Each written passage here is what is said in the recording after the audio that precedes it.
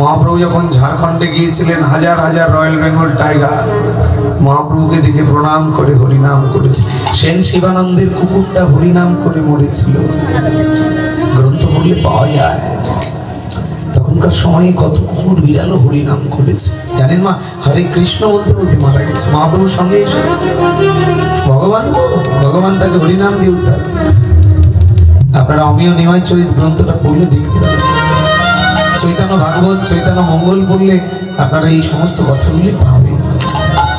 এটা বিশ্বাসযোগ্য নয়, আপনার আমার কাছে বিশ্বাস হবে না, কিন্তু শাস্ত্রে স্পষ্ট লেখা আছে সেন শিবানন্দের কুকুরেও হরিনাম করেছিল।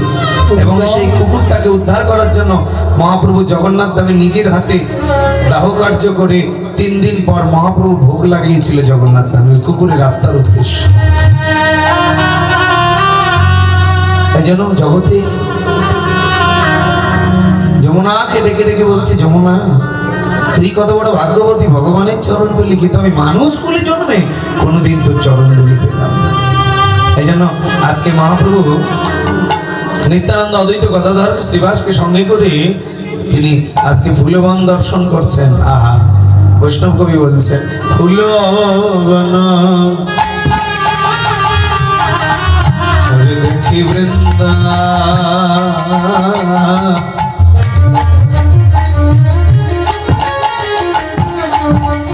বৃন্দাবনের সমা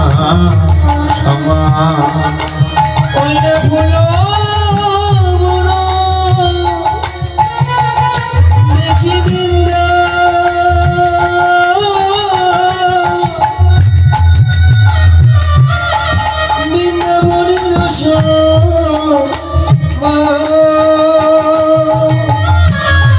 ওরে সহচর গণ গোপী কিবা গোপী অনমা গোপী অনমা সহচর গণ গোপী গোপী অনমা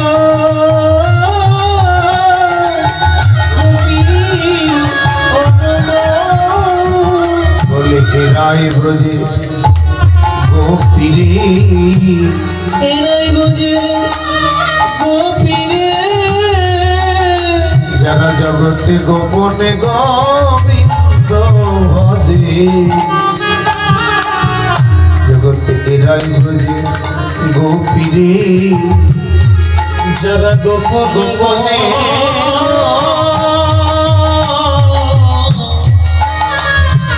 গোবিন্দ ভজে। ওই ভজে গোপীরে, ওরে যারা ব্রজের প্রেম রসে সদা ডুবে থাকে, বলে হা কৃষ্ণ প্রাণ কৃষ্ণ বলে হরিবল প্রেম রসে ডুবে থাকে,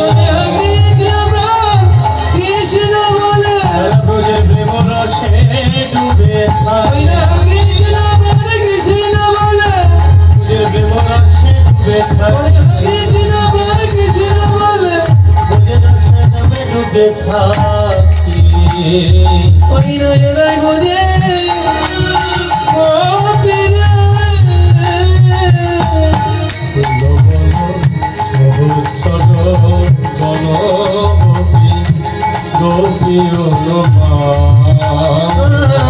সহচর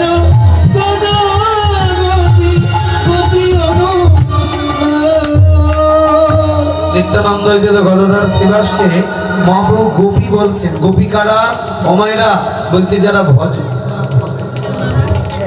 যারা গোপনে গোবিন্দ ভজে তারাই ব্রজের গোপী। যারা গোবিন্দ চরণ গোপনে ভজনা করে তারাই জগতে গোপী, আর যারা ব্রজের প্রেমরস ডুবে থাকে তারাই গোপী।